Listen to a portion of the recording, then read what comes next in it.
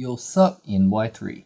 Now, to continue our historical Yangzing story, what's after Duelist Alliance? It's the new challenges.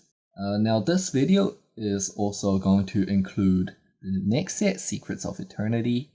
I'm just going to have the new challenges mats here, just because we didn't really get anything in Secrets of Eternity. The only card we got worth running was the Metaphys Horus in that set, and we got a whole load of support in new challenges, including Jiaotu.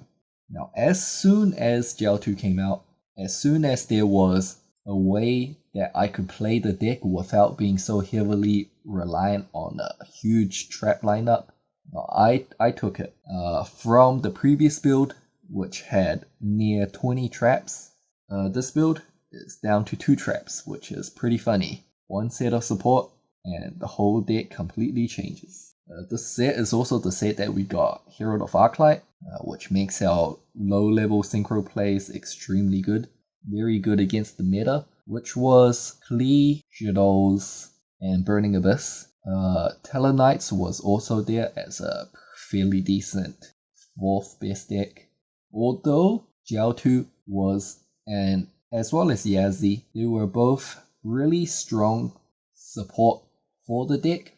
However, the funny thing is, Burning Abyss, Shadows, and Tellarknights all got cards that almost specifically counted Yangzings. Having a Yazzie, if we had that in Duelist Alliance format, we would just summon it and auto-win against Tellarknights. But in the same set, Tellarknights got Trevor, which made that matchup, which used to be about 50-50, into a complete worst matchup ever. Burning Abyss, they got Fire Lake. They could easily make our stuff miss timing by putting Fire Lake on Chainlink 2. So that completely puts the matchup into their favor as well. They could also break through floaters with Virgil very easily, which they got in the set. And they also had Fafa, which means they could OTK whenever they want through one floater. So that matchup became very bad as well. Shadows, which used to be our easiest matchup in Duelist Alliance format, they got our Shadow Fusion, which makes our Baxia spin 3s not very good. For example, if Baxia targeted 2 Shadow monsters, as well as a set El Shadow Fusion, they could just change the El Shadow Fusion and Baxia accomplished absolutely nothing. They could also chain El Shadow Fusion to Jiaotu's effect. Luckily, we got Taotai, which could crash into Winder when they summon Winder in that situation. But that's still a pretty blowout play if you try to Jiaotu in main phase 2 after crashing your Yangzing into their monster and summoning the Jiaotu in the battle phase. So that was very relevant, helped them quite a bit. Shadows were still fairly easy until later on in the format, where they incorporated enemy controller into their decks, which just completely broke through the floating defenses of the Yangzings, just that one card. So in this format, I was actually siding Magic Deflector just to stop mainly enemy controller. It also stopped El Shadow Fusion, which was really nice, and it also protected your skill drains from MSTs. Now the side was heavily trap based, because when you met Shadows or Tellarknights, you would side into skill drain and a bunch of traps, which I won't go into that much detail, but the main was mainly focused on beating Burning Abyss and Clifford. Clifford being Yangzing's, this build's favorite matchup. Now, some people were still running the trap Yangzing build in this format, and they would just get completely wiped out by Clifford, since the more you try to hunker down, the more pluses they're going to get every turn by their pendulum summon plays as well as their scout. So you just had to make your deck very aggressive and turn 1 based and just finish them off right away, which is what this deck is about. So starting off with the monsters again, we have Jiaotu now, so we're running a full lineup of 6 tuners. I am running the 1 level eater in this build for the extended plays, which I will show later on.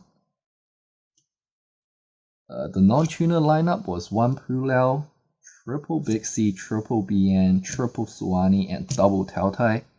So I might have taken out about 15 traps, but we gotta put some monsters in there to fill up those slots. Now, I really wanted to consistently open 3 Yangzings to resolve the Jiaotu. That's why the monster lineup is so huge. And yep, that's all for the monsters. The spell lineup has drastically changed from less than 10 in the previous build into almost 20 in this build. 2 Fire Formation Goyoku, 2 Yangzing Prana, 2 Dark Hole, Foolish Burial, a Night Beam, a Soul Charge, triple Yangzing Path Steel, Book of Moon, triple Forbidden Lance, and triple Mystical Space Typhoon.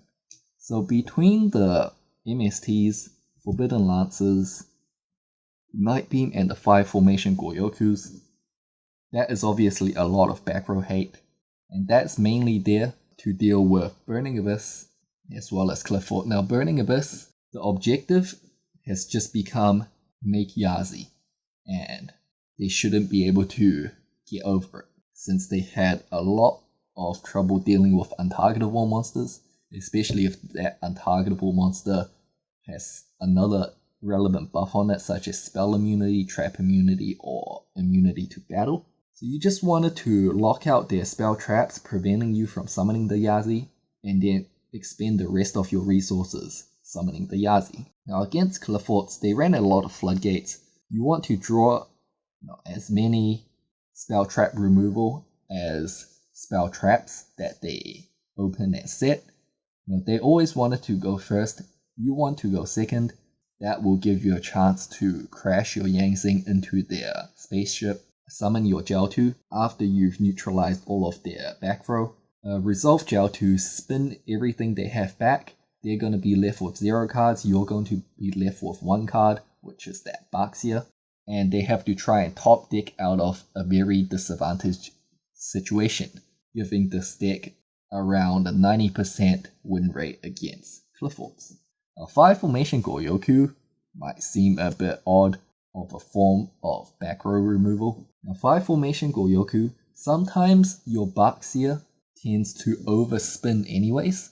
For example, if they only had 2 cards and you make a Baxia with 3 attributes, one of the potential spins is wasted. If you lock their back row out with Goyoku instead of Night Beaming it, they will have 3 cards for you to spin. And the Goyoku is just gonna float there for Baxia later on to come around and pop it. So Goyoku was slightly better than Night Beam, but Night Beam did out cards such as Vanity Emptiness since it destroys. Now the Soul Charge has become even stronger with the release of Jiaotu. If you open Jiaotu and Soul Charge, there was just no way that you were going to lose that. You would end with Baxia, Void Ogre, both plus 500 and Trap Immune, as well as the ability to Baxia spin 3 on your opponent's turn. So Soul Charge, extremely powerful. Dark Hole was mainly there for Burning Abyss. Since they would leave all of their Dantes in defense mode, there was usually no opportunity for you to crash a Yangzing into their Dante to get your Jiaotu, so your consistency considerably decreased, and Dark Hole just helps you get to that Jiaotu faster because the win condition in that matchup was to summon Yazi, and the fastest way to summon Yazi was through Jiaotu, and you didn't really care about card advantage. As long as you got the Yazi out, you should probably win that. Dark Hole also shuts off their Fire Lake. If you get rid of all their monsters, their Fire Lake is going to have a hard time activating. Book of Moon, still here because Burning Abyss is still around. Foolish Burial to put that Level Eater in the grave and sometimes Chiwen in the grave for extended combos. The 3 Yangzing Path and the 2 Yangzing Pranas, these things clogged much less than back in Duelist Alliance format because you could discard them for Jiaotu's effect. Now the Yangzing Prana might seem like an odd choice. The 2 or more effect is pretty relevant, plus 500. It meant your Suanis could climb over windows. It also meant your Suanis could crash into Majesties and Vanities Fiends. And sometimes you even got double Prana up, but that's a plus 1000. Yeah, it's a pretty good effect. Protecting Yangzings was also good if they try to make you miss timing. The 4 or more, which prevents your opponents from setting, was quite relevant against Shadows. The 5 or more nuke the field effect was a very powerful one against Cliffords. Against Cliffords, when they set all of their back row, as long as they're not Vanity's Emptiness, maybe you locked out some of their back row with Goyoku, and you open the Prana, you can start crashing the Yangzings. Maybe they had skill drains or other annoying cards set. You crash your Yangzings, get 5 colors into the graveyard, take a lot of life points, and nuke the field with Prana. So they're going to lose both of their scales, all of their monsters, and all of their back row. So it was very devastating, especially in that matchup. Against Tellarknights as well, you can do a similar thing. You can activate Yangzing Prana. They might not know what you're doing, and then you start crashing your Yangzings, getting that 5 colors into the graveyard, and nuke all of their back row. One more thing about Lance, it's also one of the few ways to survive the enemy controller plays. Lance also helped your monsters climb over things such as Wunder, and it prevented your monsters, especially Jiaotu, when you're trying to make Yazi, from being Phoenix Wing Windblast by your Burning Abyss opponent. And the 2 traps, still no creation. I still think creation is really bad. The 2 traps are 2 skill prisoners. It was especially strong against Farfas and Virgils.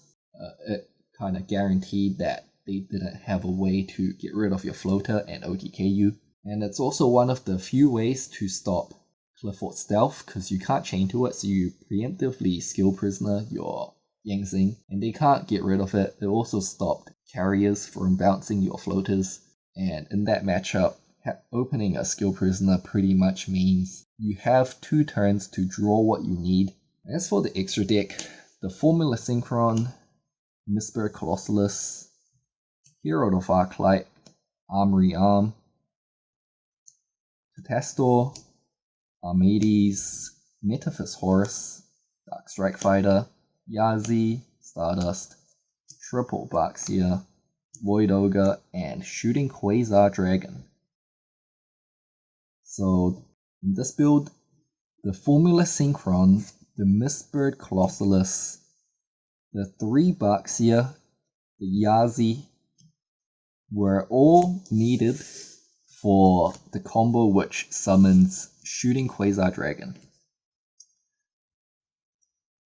And I can get into that combo probably after this video near the end. Baxia's obviously still amazing. Spin everything, especially in the Klee matchup. Losing all of your pendulums when your strategy relies on your pendulums floating, going back to the extra and summoning them again, just completely devastates that matchup. Since we have the Dark Tuner now, we can summon Void Ogre, and Stardust is still there for the game's 2s and 3s to protect your skill drain, although Void Ogre can also do it if you make it trap immune. As you can see, some of the ones that we had in the previous profile, the previous set is missing. Yazi is pretty much taking the role of Leo. It's easiest to summon, and it has 2 more amazing effects. You can make it battle immune as well as trap immune in game 1s against Burning Abyss. When they realize that they have no outs in game 2, they're going to try and Raigeki or Storm Forfeit, and that's when you make it 3100 attack as well as spell immune. The Formula Synchron Mistbird, they were mostly used in the Quasar combo. Dark Strike Fighter found its way in here. It's a very good burn card. Your other options was Blood Mephiст, and I'm not sure if No Thung was out at this point, But yeah, there were very few limited options for the burn synchro, which you would summon in time, or you would summon it and go for game. At the level 6, we have Metaphys Horus instead of the Goyo. Metaphys Horus was pretty good since you can use it to permanently negate their scout, and then if they can't get rid of their scout, which forces them into a very awkward situation where if they want to scout, they have to either double scout, which locks out their pendulum summoning, or they have to pendulum summon, pop their own scout, and activate another scout in place of that scout. So Metaphys Horus was very good in that matchup. The level 5s are not the main focal point anymore now that we have Jiaotu, so I've cut it down to 2, and Samsara was just the one that came out the least. Now Amadis, you can now make battle immune, which is pretty difficult for Shadow to clear. If you have a battle immune Amadis, the construct effect is not going to be able to kill it because no effects can be activated when they attack into Amadis, and battle is not going to be able to kill it as well. Especially when you have a skill prisoner backing up the Amadis can stay there for quite a long time. The Armory Arm is just the main decked out to towers, if anyone was playing that variant.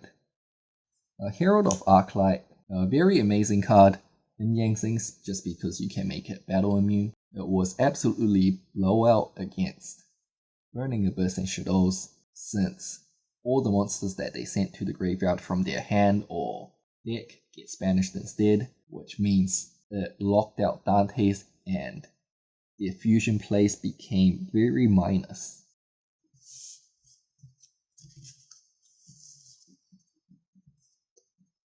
So the shooting Quasar combo. Just so that we understand, the shooting Quasar combo is not a defensive combo, it's a very aggressive combo that allows our slow-paced deck to put 8,000 on board from a field of nothing. And this is one of the weaknesses that the deck had before, not being able to apply enough pressure when the opportunity was presented to you, letting your opponent come back with their several good top decks in a row. So to pull off the Quasar combo from a field of nothing, there are several prerequisites that you have to meet. One of which is having a level eater in your graveyard, having a Chiwen in your graveyard or in your hand to discard for the Jiaotu, as well as having a Tao Tai ready to go in your deck.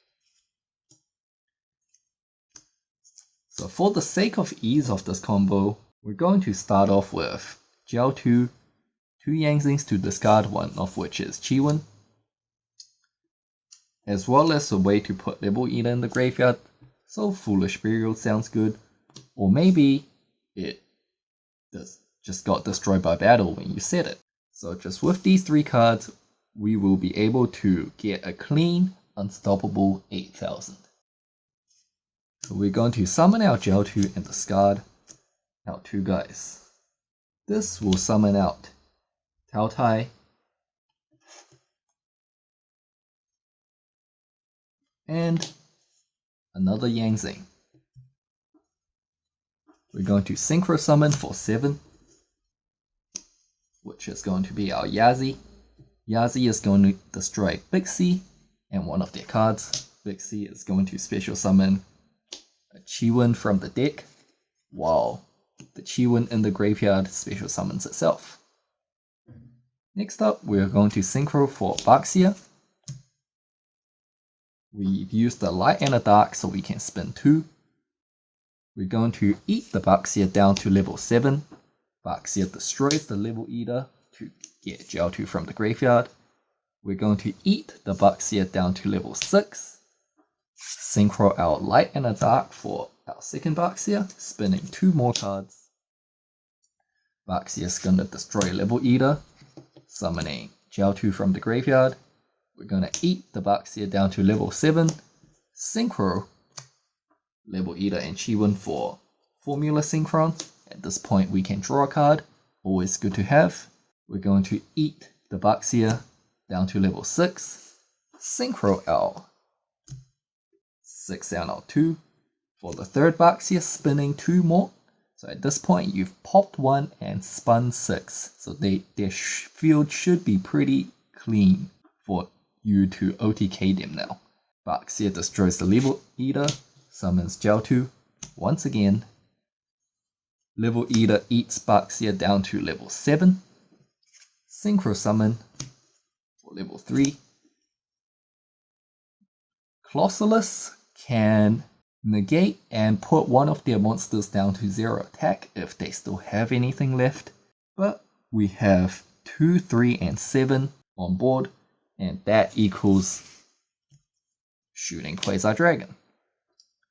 With an empty field, they will have no choice but take the double 4k attack in the face.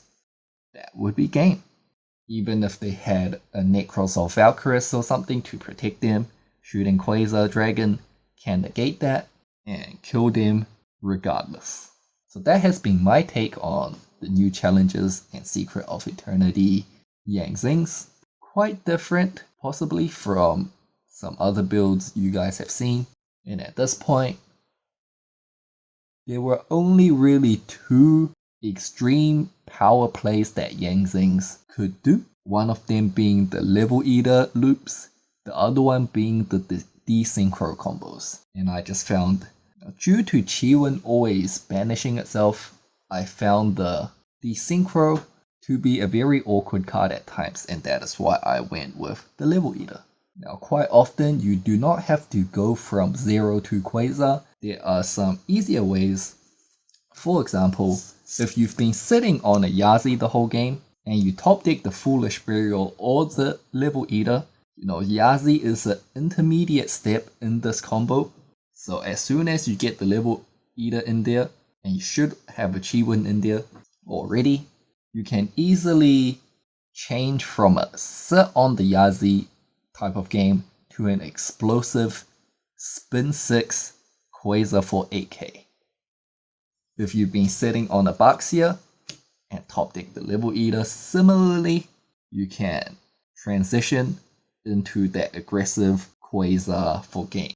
Since Baxia is an intermediate step in the combo, as soon as you have access to the Level Eater, it should be pretty easy to go from Baxia to Quasar. Now, with the introduction of Zephrinu in the next set, the ability to make Quasar from a single resolution of Jiaotu with the Level Eater in the graveyard increased even more, because now you can do it without having a Chiwen in your hand or in the graveyard. I'll leave that combo for you guys to figure out yourselves if you're interested, or you could just take my word for it. With the introduction of pendulums, it didn't take long for quite a lot of us Yang Zing players to switch to the pendulum build.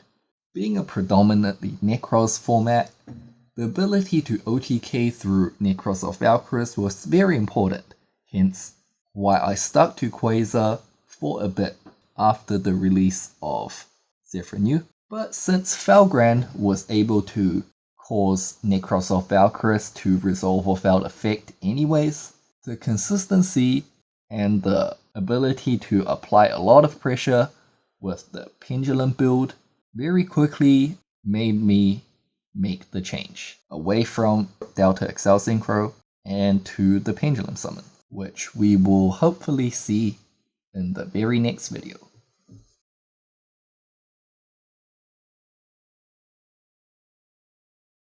You can do it